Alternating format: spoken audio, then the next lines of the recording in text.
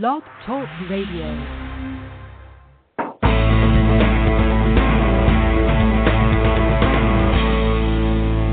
Welcome to Sex, Lies, and Consciousness with your luscious hostess, May Vu, broadcasting live every Monday at 12 noon Pacific Time. Hello, everyone. This is May, and today is actually on Thursday. My broadcasting schedule has been screwy lately. I'm in the middle of rebranding this show. It used to be, it still is known as Sex, Lies, and Consciousness, but I think I'm going to move it and change it to what I call Hot Love. What I find is even though people really like the name Sex, Lies, and Consciousness, but most people, when it comes to sex, they don't want consciousness, they want sex. And I'm more about consciousness and busting up lies instead of just about titillating sex. So I will still be talking about sex. I will still be talking about relationship. I will still be having deep, wonderful conversation.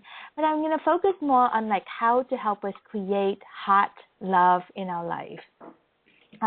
That is what everyone wants. That is also very fun to play with and to explore because it's really complex. As you can hear in the background, I have my guests, Ben and Jen Rohde, and their baby Bella. And it's hot love, baby. They're ready to come on, and I'm just going to bring them on. Come on in, Ben and Jen, and Bella. Hi, May. Bella says hi. Yeah, she's still in the show today. No worry, and she gets to cry her way through it. And it's part of this conversation, right? So let me just do a little introduction of Ben and Jen Rohde, and then you guys can expand on your introduction.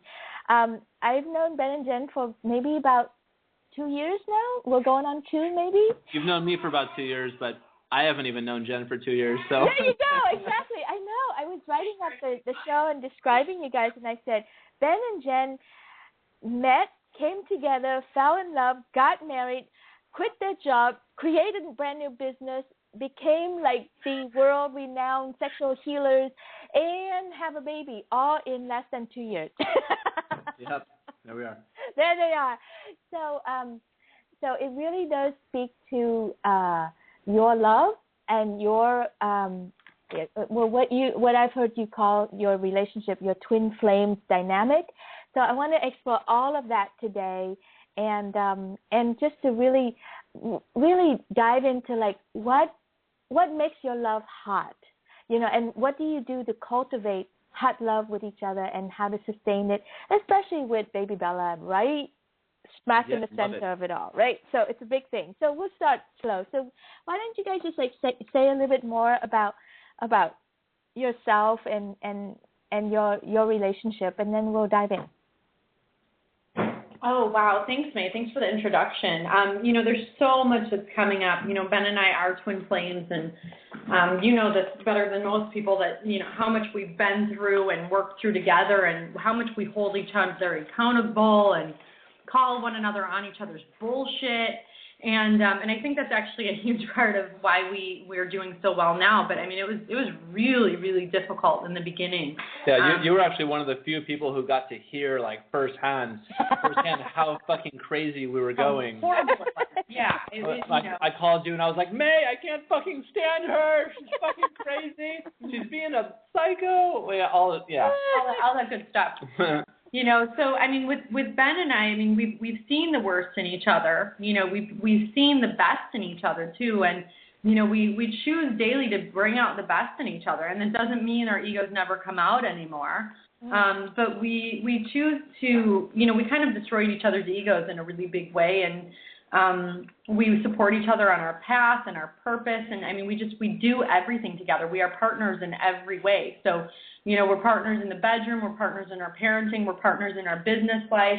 And, if one aspect of our life isn't working, no aspects of our life are working. So, I mean, we have to make it work, and we have to do our own work. And we have to do the hard shit to make it work, so. Yeah, and what she said about partnership is big, is because one of the things that we've noticed in our own relationship is that there was a lot of adversarial stuff. It was there was no partnership. Right, there's you against me and me against you. Yeah, and if I want what I want, then you can't have what you want. And if I give her what she wants, I can't have what I want. But we both want the same thing, right? Ultimately, we both want to be happy, and passionate, and we both had to give up abundant. being right in order to be happy, because neither of us are right. We could argue till the cows come home, but neither of us are right. So. Yeah, and so it was about giving that up. And Okay.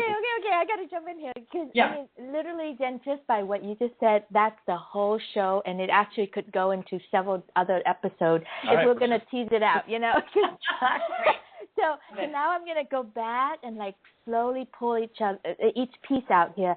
And so Ben, you put your finger on the partnership part first. So let's play there, because what I heard you said was, in the beginning it was adversarial, and I want what I want and she wants what she wants, and it's always competing for wants and for wants and needs, right?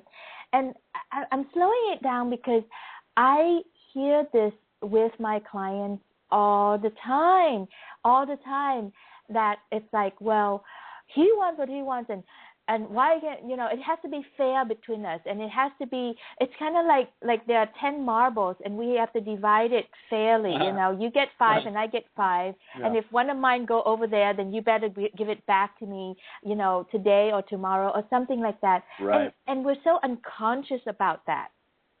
Wow, I love that. Yeah, so what we do is I give her all of my marbles. I give her all 10 of my marbles, and she gives me all 10 of her marbles. I give her everything I have, and I give her everything she wants, and she gives me everything she has and everything I want. I mean, there is nothing that she could ask for that I would not give her. And the same thing goes for if I ask her for something, even if it's hard for us, we look inside ourselves and say, why is this hard for me to want to give her? And then say, okay, and then process through that and say, okay, I want to be able to give that to her. So we had a conversation the other day about, we love going to events. We go to events all the time, and I love going to business workshops, business events, healing workshops, and learning new skills and new tools and new certifications and stuff like that. And she doesn't really like to go to the ones that I go to, but she goes to all of them anyway because she wants to be with me and because I want her to be with me.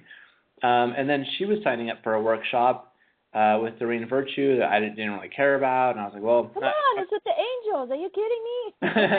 Yeah, and so the angels are her thing, right? And I was like, no, I'll just stay home. We'll save the money, and instead of buying 2 tickets, I'll stay home with the baby. And she was like, I really want you to come with me. Even though you don't want to go, I would like for you to come with me. And I was like, well, shit, that's a whole day of me sitting around talking about some fucking angels, and I could be home answering emails and doing business stuff and blah, blah, blah. I mean, that was inside my head. Outside my head, I said, yeah, baby, I'll do whatever you want. And that's what's important. And well, hang on a second. It's not as simple as you say, because I've also been, and personally myself, been in my marriage where my husband gave me everything I want, and I give him everything that I want. So this is a good point. Right? And then we became depleted. We lose ourselves in the relationship. So the question is, how do you give her all of your marbles and not lose your mind? Ha ha, I'm crossing metaphor now. Great. That's a great question. Ooh, that was good, May. And not lose your marbles. That's so good. Oh, that's funny. Yeah, how do you do that and not become fat as a man who always roll over to what your woman wants? Yes. And how do you do that as a woman to give it to your man what he wants and not become a doormat? Because, hey, baby, this is what's real out there. Men became sap and women became doormat, all pissed at each other. This is so good. So like I said, the key is looking inside and saying, why do I need this, or why do I want this, or why do I not want this, right? And then coming to a place where I can accept what she wants to do, and not only accept it, but be excited about what she wants for her, and then find a way for me to be excited about it for me. So now I was excited about it because, I actually get to go spend the full day with my wife and maybe learn something that I didn't know before. you know. And I just want to chime in too to that. Like, the things that I don't want to do are outside of my comfort zone. So I have a hard time in big groups of people because I'm so sensitive to energy.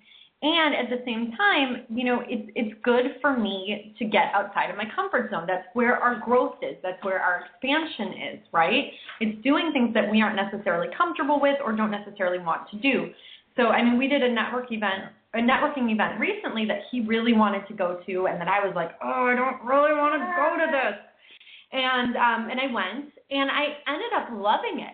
It surprised myself. I had an amazing time. We met amazing people, and that doesn't mean that parts of it weren't challenging for me. But I was, in the end, I was really glad that I had gone, and I learned a lot from it. And so, you know, anything that I'm having resistance to, I'm going inside. I'm asking myself why I'm having resistance, where the resistance is coming from, and I trust him.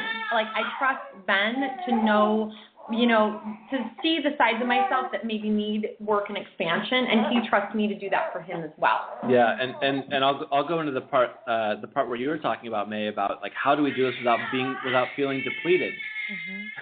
Bella just learned how to make new noises. I love it. She discovered her voice, so she's not actually being fussy. She's just like, hey, look at this noise I can make. She's having her own radio show right now, so there she goes. I love it.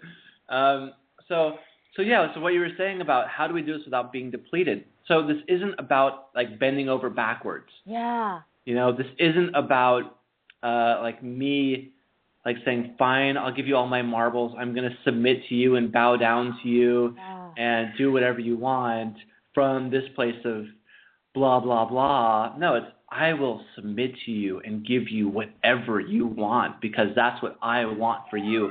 I want you to have whatever you want, everything you've always wanted from my place of power. Yes. You know? Yeah. Not from a place of saying fine or, you know, I can't have it any other way. Yeah, it's like let's get this straight. You know, we're going to underline this. Resignation, people. Resignation never gets you the hot love that you're looking for. Even though it looks like you're trying so hard, right? I think what you're saying that I really underlined was how. What does this mean to her, and how do I make this my own? So in other words, I heard you said, you know, when I say yes to doing what Ben wants me to do or what Jen wants me to do, first I think, why does she want this? Why does he want this so that I can honor that fully? And then it doesn't stop there, but then you then take that information, that invitation, and make it your own so that. And how, if I'm going to say yes to this, how is this my decision now? How is this going to serve me and my growth and my life rather than just coercing or resigning, you know, like so many husbands, right, come to what the wife wants to do and they just sit there like a lump in the back and everybody feels uncomfortable around them and everybody knows that he's been coerced to coming. No, we don't want that. Please don't do that. I'd rather you stay home. Exactly. And then So when I ask Jen to go to an event, if I really want her to go and she really doesn't want to go, then I find a way to really be okay with that. Yeah. You know, I say, okay, you know what? If she really doesn't want to go, then she really needs to recharge and be home with the baby. Yeah. And I'm going to go rock this event on myself. I'm going to go have so much fun at this event with myself. And because you're right, there's no point in me getting what I want, which is her at the event, if she's still going to not want it, right? Right. So I want her to stand in her I don't want it if that's what she wants. Yeah. You know? And I love what Jen said, you know, the thing about I trust him. I trust him to guide me. I trust her to guide me. I trust him to see the part of me that I don't want to be disturbed, but really I need to disturb that part of me so that I can keep growing and stretching. Absolutely. Yeah. So beautiful. So beautiful. I love it. And that's actually how we know if we need to do something is if we are resistant to it. Yeah. If Jen's like, this is what you need to meditate every day. Your guides are telling me you need to meditate every day, and I'm like, what? Fuck that. Fuck you and your guides. Yeah. like that's how I know that's what I need to do it, because it's not a part of my reality, and I want to bring that into my reality so that I can have a more full experience of this life, this world. And that's actually become a big part of our compass too. He had a recommendation for me to do some shadow work with his shaman, and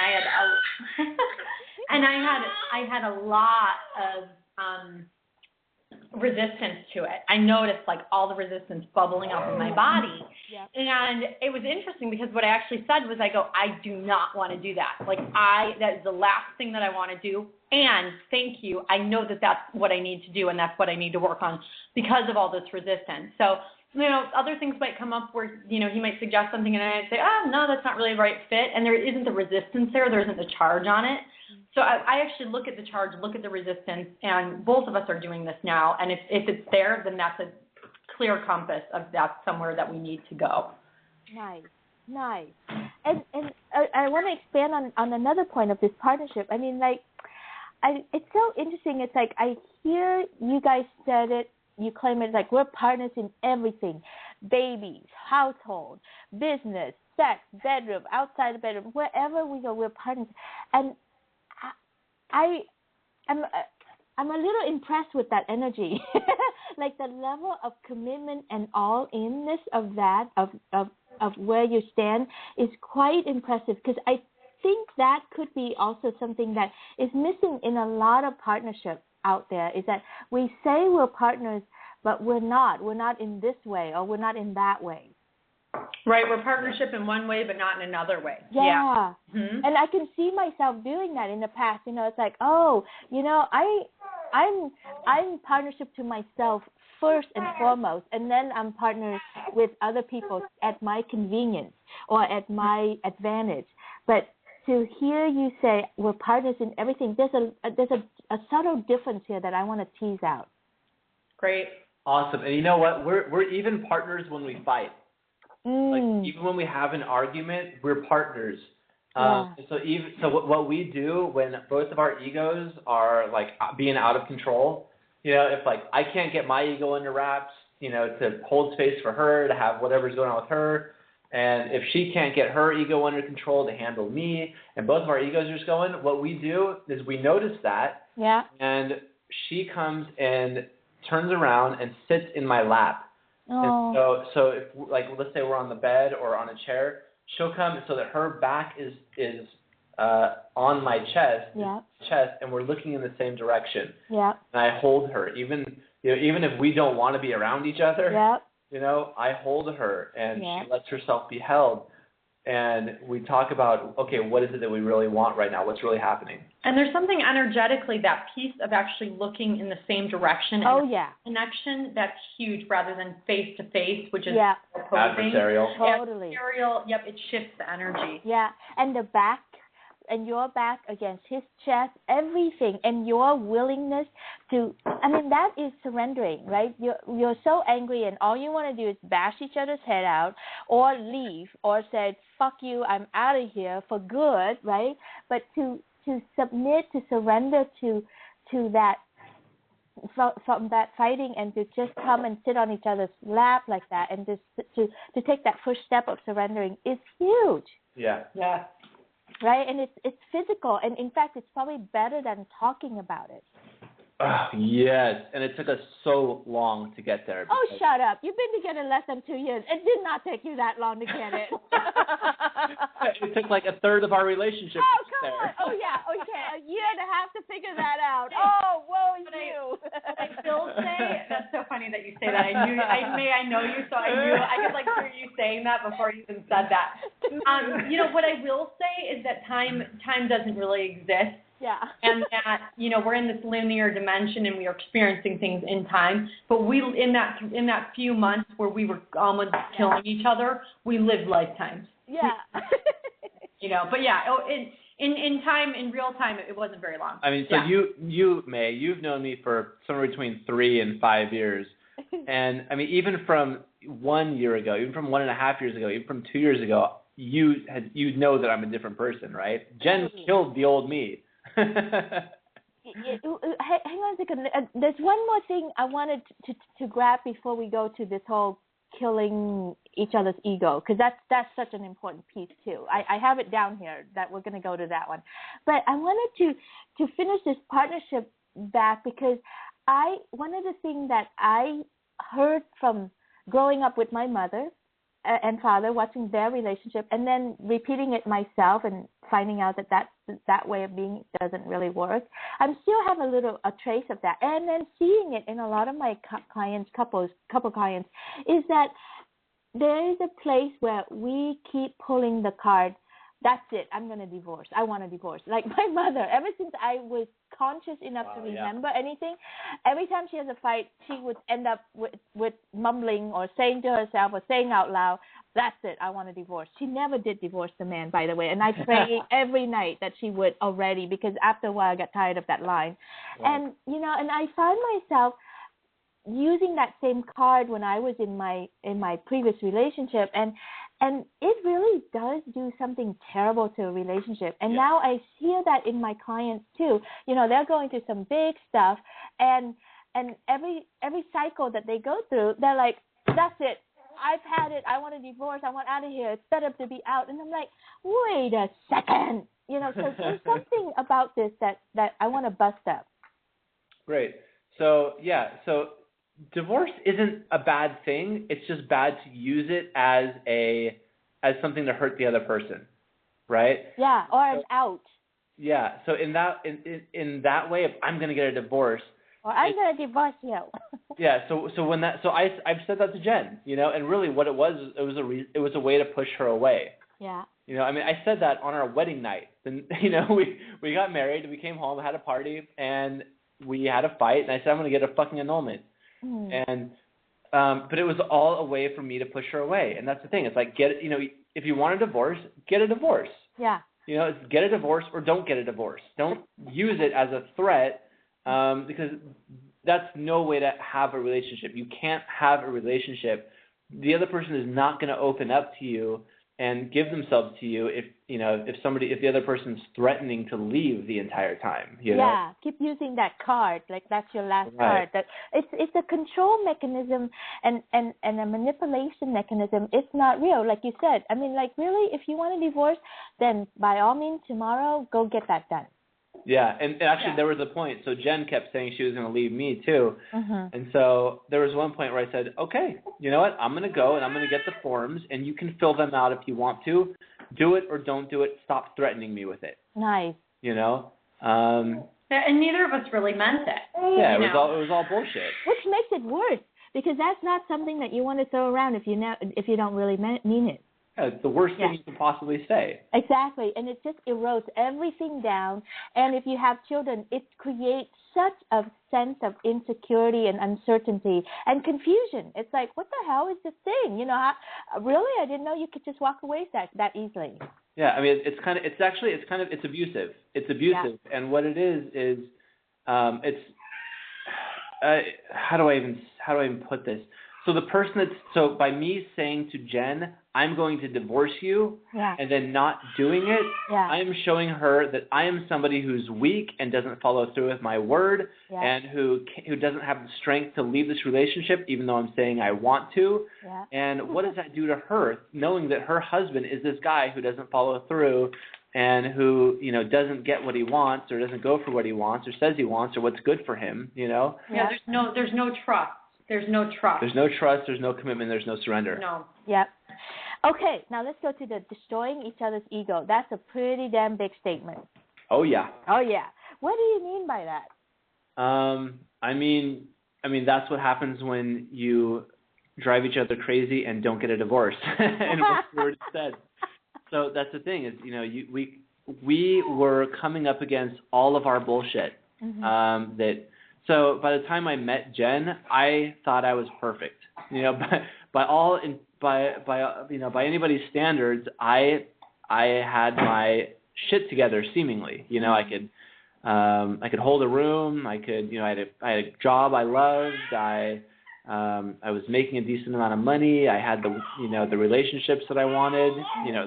The fast food relationships I wanted. You can get any woman you want relatively, right? Yeah, by anybody's standards, I had it all. Yeah.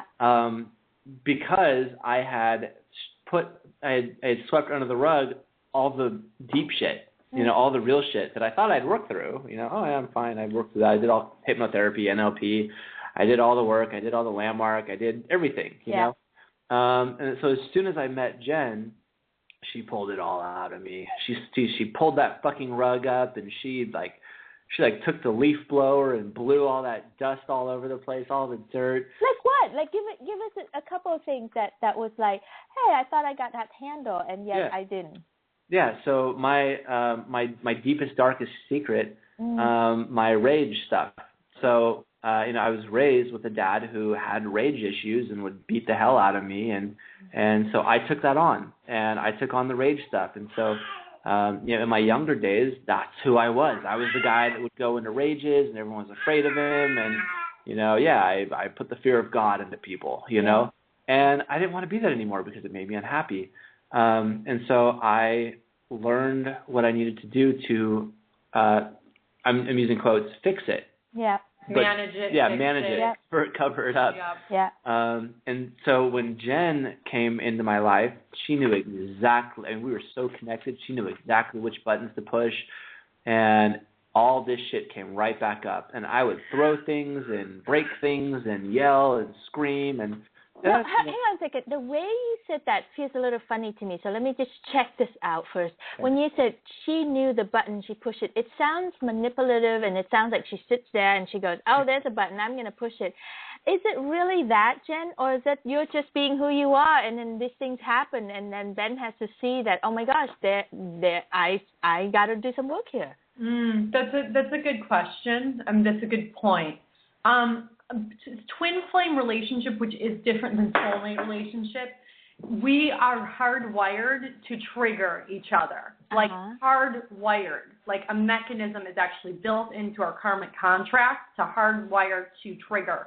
So I was absolutely saying things to trigger. Like I could feel and sense in his body that he had rage that wasn't being let out. And so I would say things and push him to get him to that point. Absolutely. Because I knew it was there.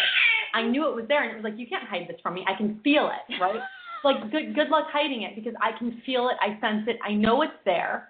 Don't pretend. You can't be fake around a twin flame. You can't hide anything. It's the ultimate vulnerability.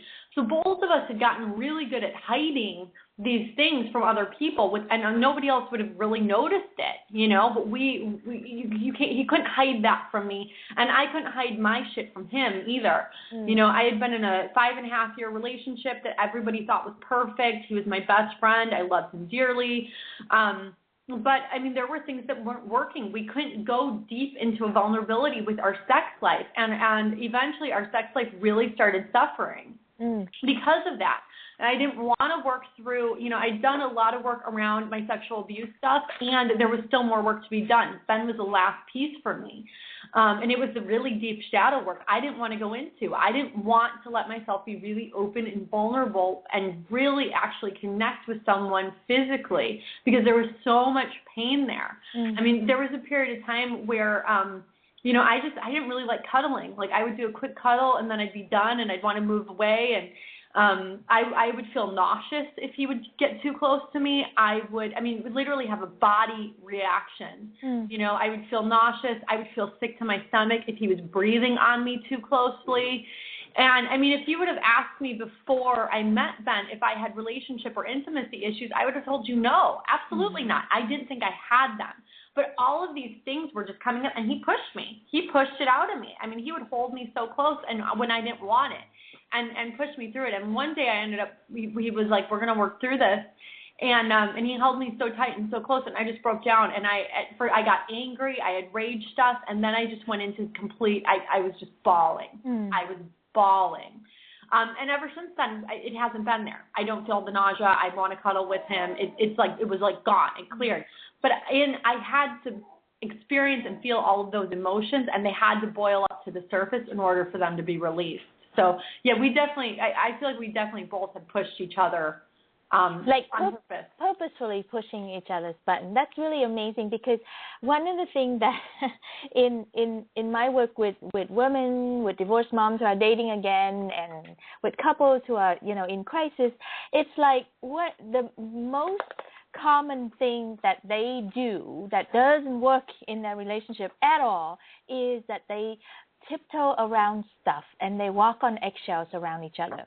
They walk on eggshells in the beginning of the relationship, in the middle, and all the way to the end. Right. And it's such a big risk for them to be honest, to state what they want, to name what they see, to call forth, to push buttons, because they're afraid that the guy or the girl would leave, And so for you guys to you feel like two Mack truck going at each other. Yes, that's exactly what we were like.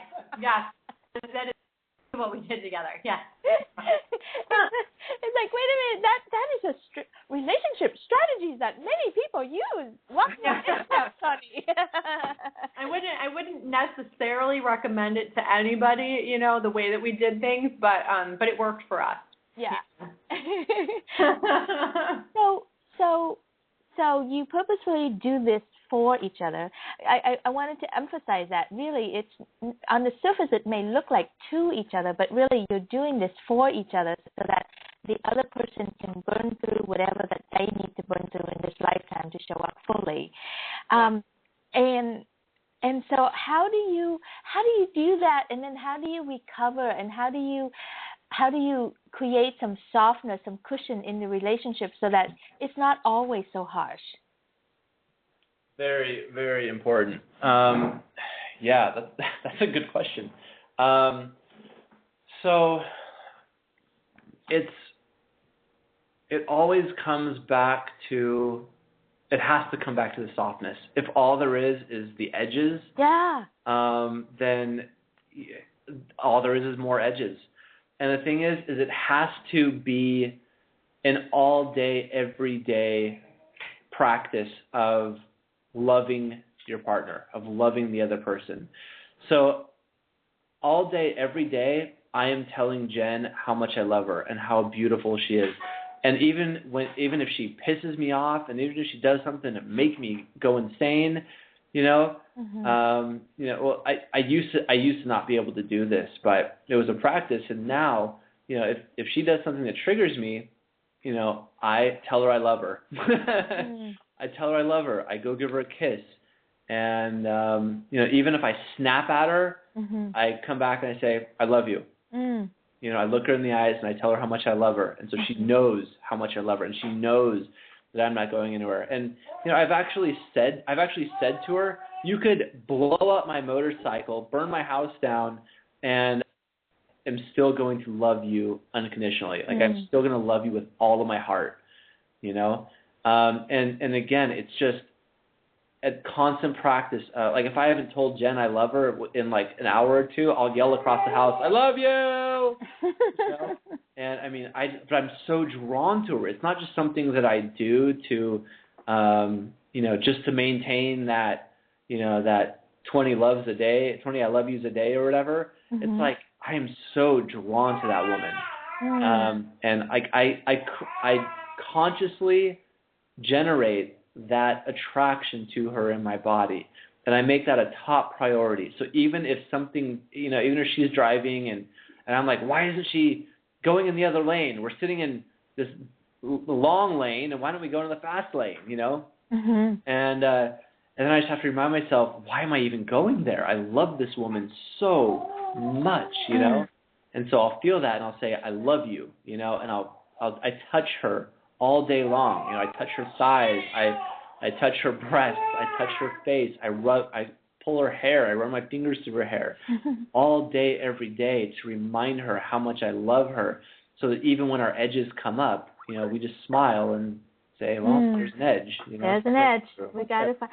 So what I'm hearing there is like, there is not one part of you withholding love. Like, even when you're fighting all in with each other. You're giving it all, rather than, there's a lot of people that when they fight, they withhold love. They pull back. They go into stonewalling. They go into, unreachableness, and then they use it to punish the other person. Yes, beautifully said. And that's exactly what both of us used to do. And so when we first got together, we realized real fast that was just completely unworkable. You know, you can't have a relationship like that. And we weren't progressing. You know, we weren't going anywhere. We weren't working through it. And so that was a decision that both of us had to make, that even when I want to throw something and run away and you know, go hang out at a cafe and answer emails for hours instead of coming home, I'm going to stay here with you, and I'm going to look you in the eyes, and I'm going to tell you I love you, and I'm ready to work through my shit.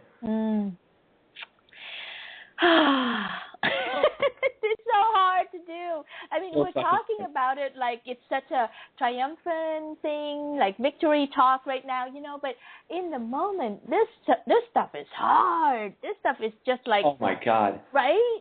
Yes. Oh yeah. Oh, don't get me wrong. I'm not perfect at it. There are times where I get pissed and I will walk away and I'll leave.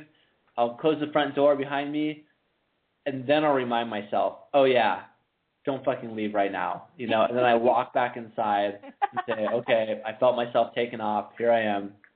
Right. I've done that too. It's like, got outside and then your head drop and you're like, oh. Yeah, I love you. And then by the time I come back, you know, after this huge blow up, by the time I come back and say, here, I have a confession to make. Here's what I just did, or here's what I just said. Yeah. She's usually laughing or smiling at the time, you know? Yeah. And so another thing that I want to touch on too is like, how do you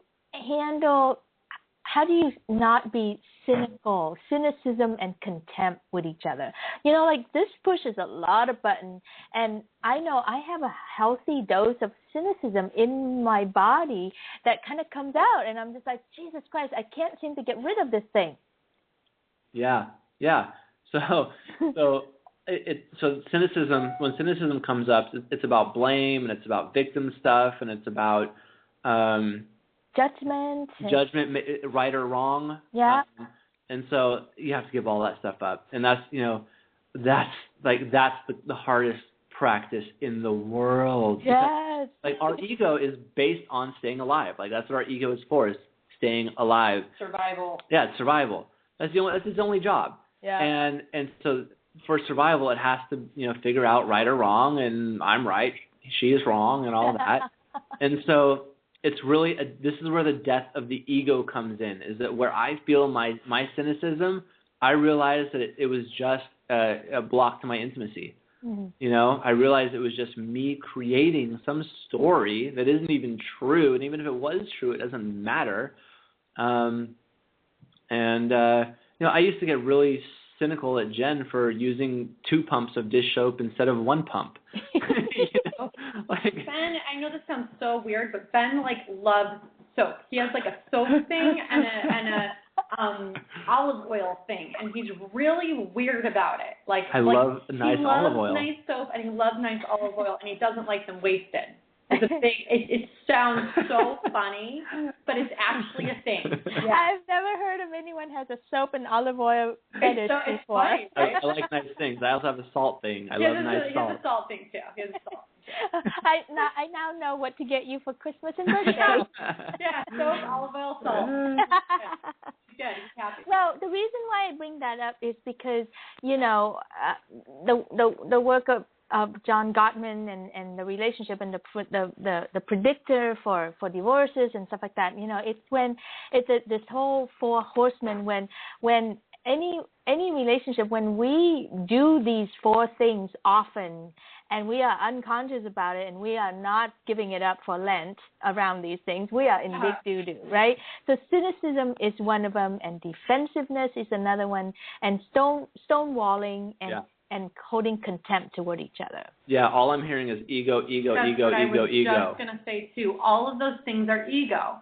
And we really it's one thing to say this, but Ben and I really put this into practice, and it doesn't mean we're always doing it, but we really do live it. That just means you do it a lot and you catch yourself a lot. Yes, that's what that exactly. means. We actually live it. We really do practice it regularly. Is that if I'm getting upset or she did something that, is triggering me, it has nothing to do with him and everything to do with me, and vice versa.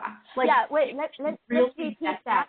Let me repeat that. It's whenever I feel upset because Ben did something or somebody did something, it's not about them. It's about me. It's all about me. That's Exactly. right. No one can do anything to you, and no one can make you feel any way. Yep. You know, just like Ben can't give a woman an orgasm. I mean, that's the other thing. No man can give you an orgasm. You give yourself the orgasm, you know? You allow the orgasm. You allow the orgasm. Exactly. You allow. That's an even better way of putting it. I can hear the ego Ben sitting over there. Yeah, but I do. He's like, I'm really good. But I really good. And Yeah.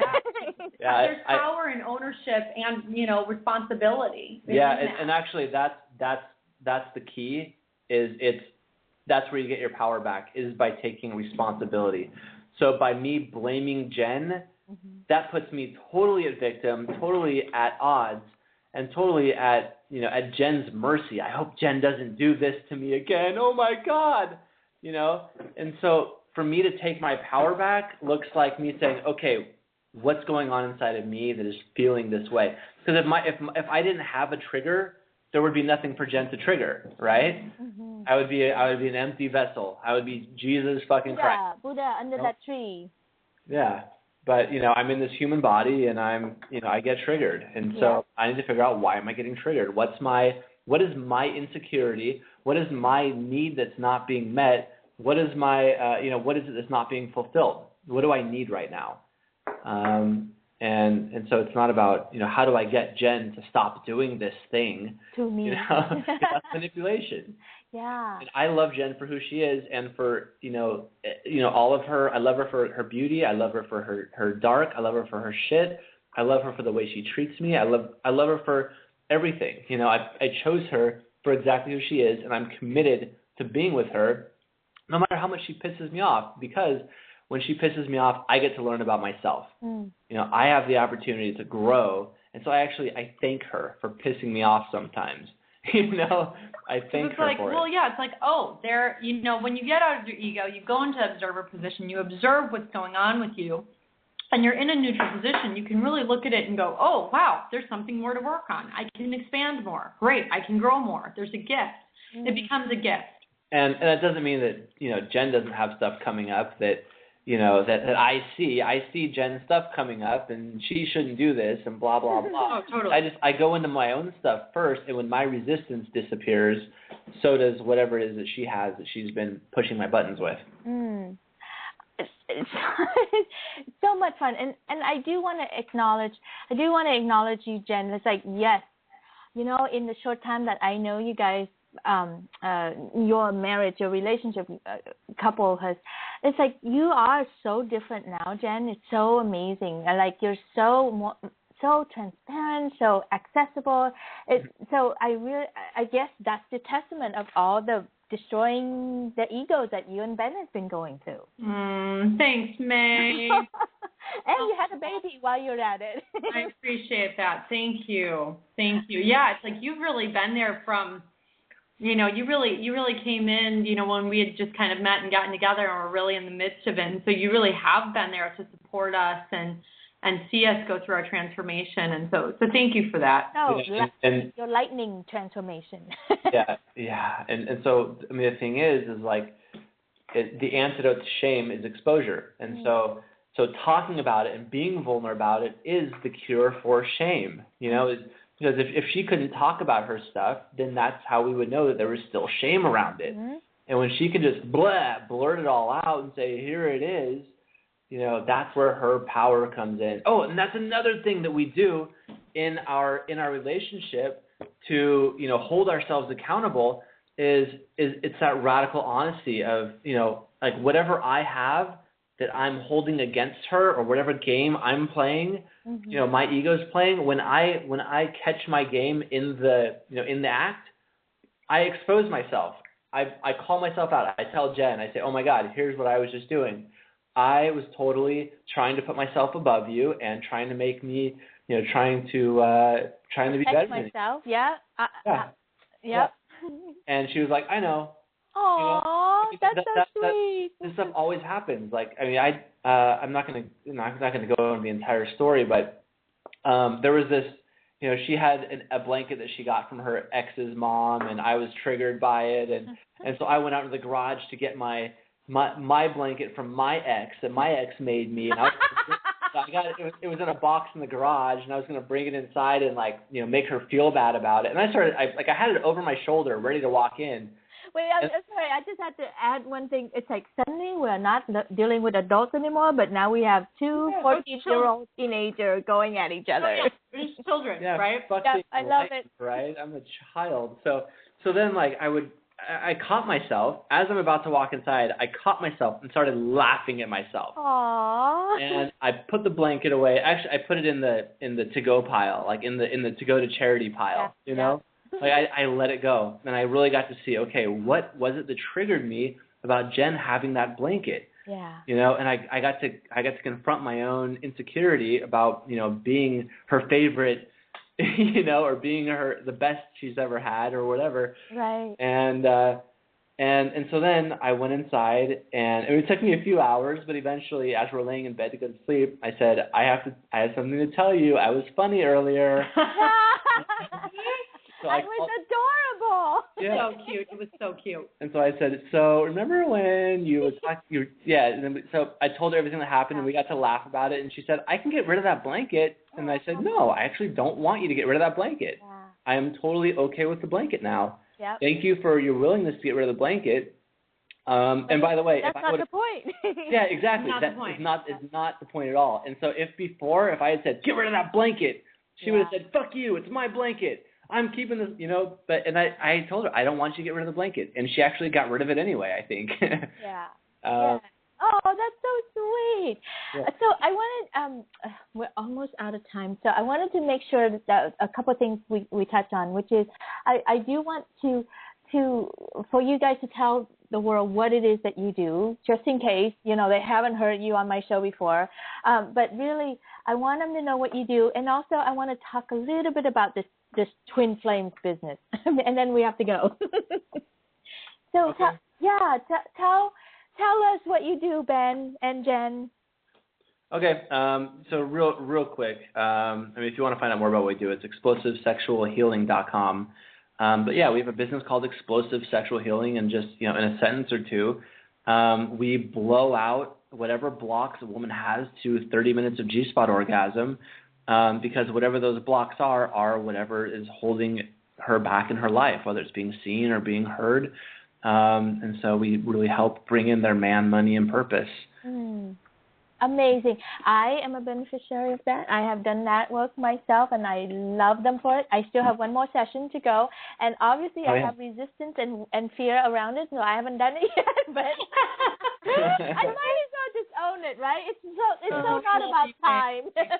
We love you, May. We're here for you whenever you're ready. I know. It's crazy. It's like, come on, May. Just do it. And so it's all, for me, it's all bundled up in there. It's like my scarcity thinking, well, it's one last one. If I use it up, then I won't get any more, so I'm going to just keep it out there. Hold on to it. Right? It'll multiply. Exactly. Oh, my God. I can't tell you how many times that strategy backfired on me. Anyway, so those are the kind of things that you get to look at when you work with Ben and Jen. You never know what comes up. Just even the invitation to do the work, and yet, there's my stuff. Voila. Yeah, and I love that you're talking about, the deep stuff, the dark stuff, because, when we say we have a healing modality that uses 30 minutes of G-spot orgasm, it sounds like this amazing thing. Oh my God, I can have a 30-minute orgasm. But to get to that amazing thing, you have to deal with all your deepest, darkest shit, and so the first several sessions are often not pleasurable or not fun even, until you clear all the blocks, and then all there is joy. That's all that is left. And I've been there too. It's amazing. Well, I've always managed to reach the joy part, and it's amazing, and the lightness. And I remember my second session where I just walk away so empty out. Like so light, there's nothing left. There's nothing cluttered in my body. There's no negative thought. There's no what if or I'm insecure in the world. There's nothing. It was just like, wow, I'm empty in a good way. I feel so empty. It's so amazing, that sensation to get to. So. Yeah, it's like that open vessel, right? That divine feminine. I'm open. Yeah. So open. It's just open and open and emptiness. It's just such a weird word to use, but because it feels like, oh, who wants to be empty, but oh my gosh, I felt empty. That's so cool. So anyway, and the last thing is like, so this is coming from both places actually. I do hear a lot of people are like starving out there for their twin flames, because I think that's the latest hot buzzwords right now around relationships. Before twin flames it was soulmates, and now soulmates are not so hot anymore. Now it's all about twin flames. And frankly, I'm kind of annoyed at that word myself. Run away from your twin flame. I know, right? Yeah, and there's a lot of, there's so much misinformation out there on what a twin flame actually is, and a lot of people think they've met their twin flames and just haven't, to be brutally honest. And not just to be clear, a lot of people are here and everyone has a twin flame, but most of your lifetime, it's actually most common for your twin flame, when you're in physical form, for your twin flame to be one of your guides. And they're actually your love coach, and they actually help you find your different soulmate relationships and guide you in your lifetime. And you guys actually switch off. That's actually most typical and most common. So it doesn't, that's not something that people always want to hear, like, oh, my twin flame might not even be incarnate. They might not be. There's actually it's higher likelihood that they're not.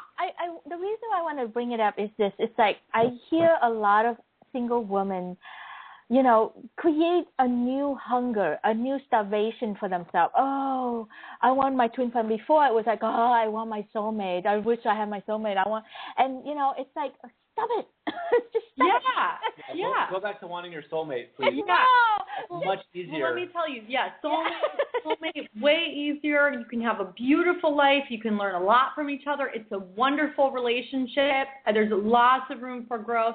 And there are different elements of the twin flame relationship, but the one that I want to emphasize that is the biggest element is that it has nothing to do with finding that other half of yourself or whatever people think it is, or yearning or whatever. It's actually all about life purpose. And so that was the thing that kept drawing Ben and I back together, actually, was our business and was the work that we were doing. So, if there's any confusion around that, it really has nothing to do with you and everything to do with planetary shifting consciousness and the doing the deep work with each other, to do work with other people. It's a life agreement to do, work with that person. So if you think you've met your twin flame and there's no way in hell you're going to be doing work together or be on purpose together, they're not your twin flame. There's not. Yeah. That's not what it's about. It's so, I love the distinction, because, please don't look at twin flames like through your romantic lens, or your needy, or I want to be fulfilled and I need the other half of me.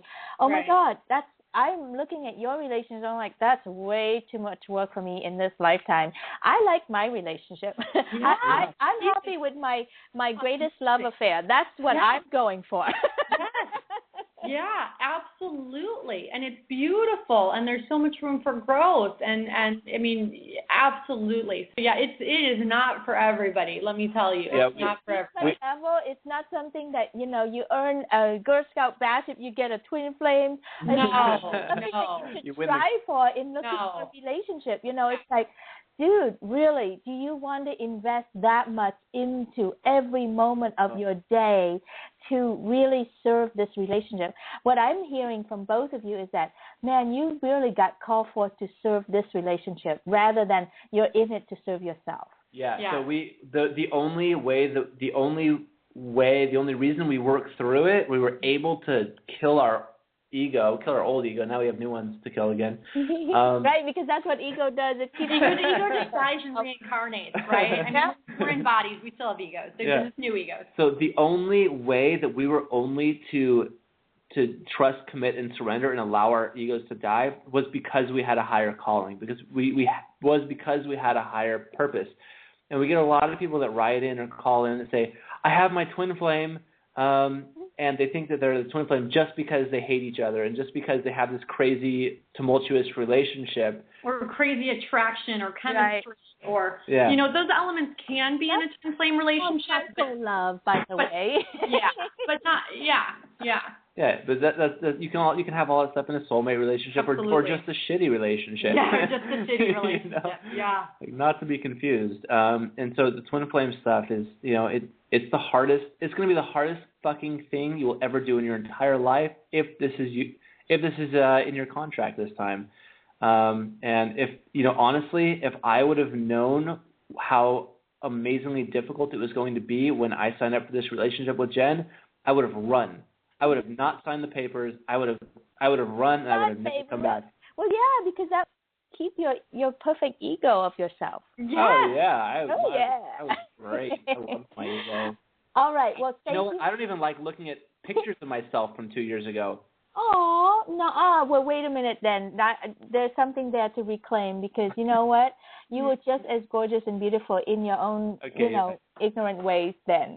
Thank you, May. It's almost embarrassing looking back on it. All the things that I thought were right. You did the best that you can. I mean, I heard this from my own teacher, and I loved her for it, which is, she said, true leadership is when you just give yourself full permission to do everything, to be all that you can be today, and risking that when you turn 80s and you look back and you go, God, I was full of shit then.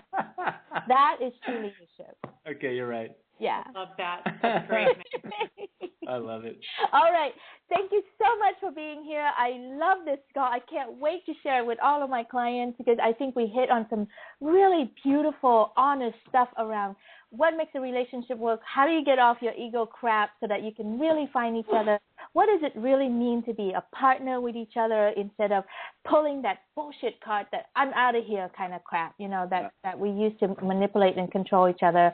And no more stonewalling, and no more cynicism and all that craziness, like really give the other person all of your marbles, and do it from a place of being really powerful about it. And not losing your marbles. And not be okay with losing your marbles. Be okay with losing your marbles. Yeah.